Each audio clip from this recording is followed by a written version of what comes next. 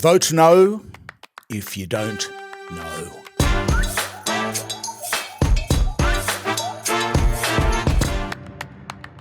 So Peter Dutton wants Australia to join Iran, Libya and Yemen as the only countries not signed up to the Paris Climate Accords. The sheer vision of the man is astonishing.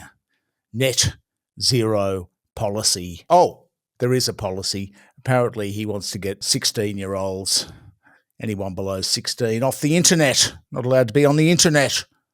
Another visionary policy setting. Outstanding. He's kicked off the climate wars again, has Peter. His pièce de résistance this week being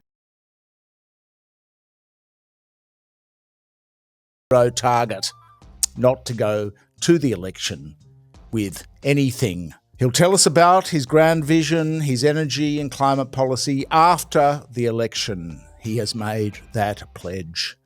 No nuclear costings either, apparently. Nothing on that front yet. And on social media, of course, the cry went up. Vote no if you don't know. So how is Peter expecting to win this thing?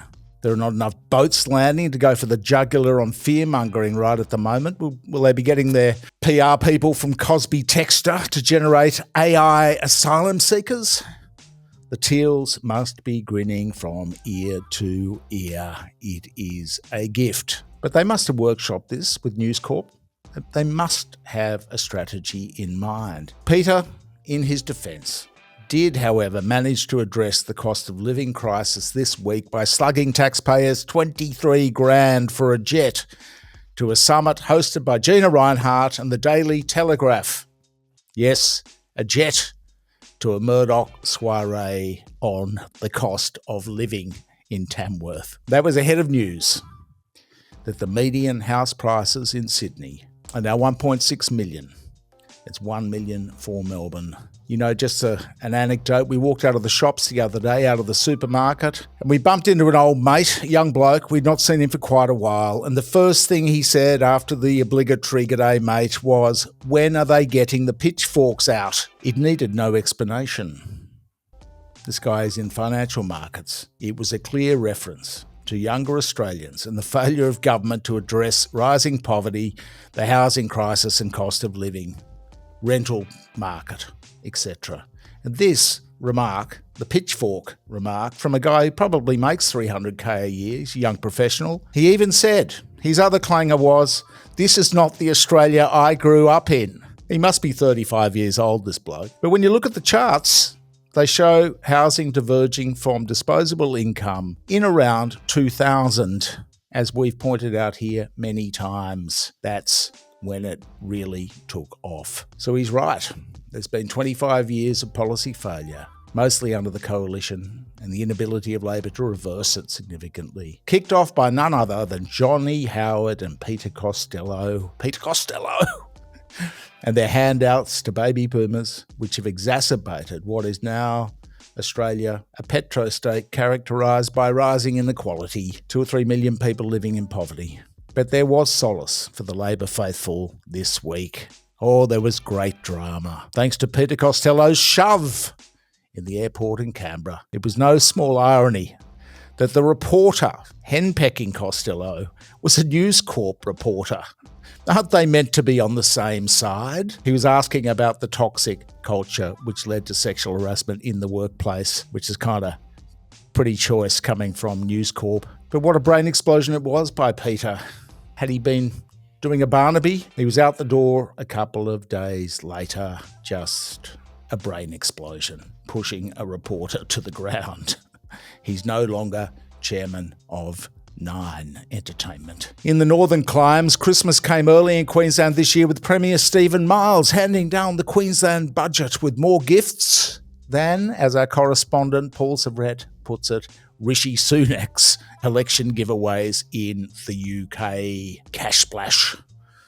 It was good to see, though, that following 900 complaints about the NACC, the National Anti-Corruption Commission, and its failure, or the SNAC, the Secret National Anti-Corruption Commission, as we like to call it, and its failure to investigate robo-debt. Gail Furness, the Commissioner, or the Inspector, rather, of NACC, has confirmed that she will be inquiring into NACC's decision not to investigate individuals referred to them by the Robo-Debt Royal Commissioner.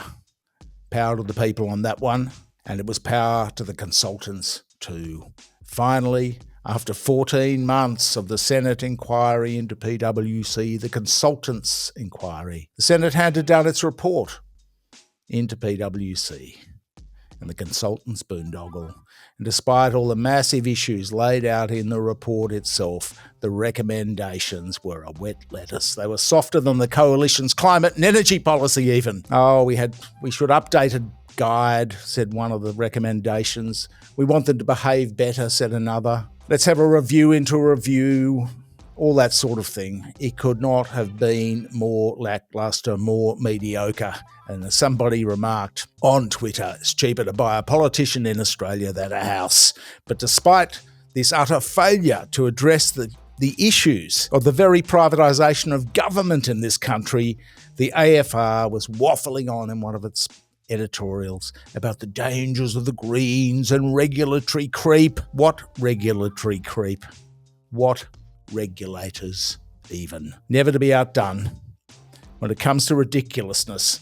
Over the street at News Corp HQ, hold my beer, they declared, and they managed to get Adam Bant and Hitler, none other than Adolf Hitler, in a headline for the first time. That is creepy creep. But amid the dense thicket of scams this week, our scam of the week, our prestigious award, our weekly scam of the week, goes to the Department of Veteran Affairs, which, as our correspondent Stuart McCarthy pointed out, in an absolutely first-rate investigation, check it out on the website, the Department of Veteran Affairs managed to fritter away $73 million in fees to PwC to not have a Royal Commission into Veteran Affairs, to thwart calls for a Royal Commission, $1 billion boondoggle there. PwC being paid millions, 73 million, not to reform, 73 million to undermine the government, 73 million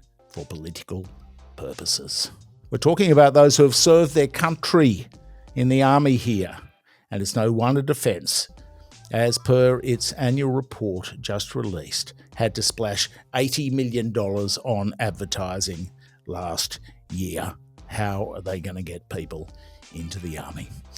Thank you very much for your support. Please like, share and comment in the section below and send us a few dollars on Patreon if you can afford it.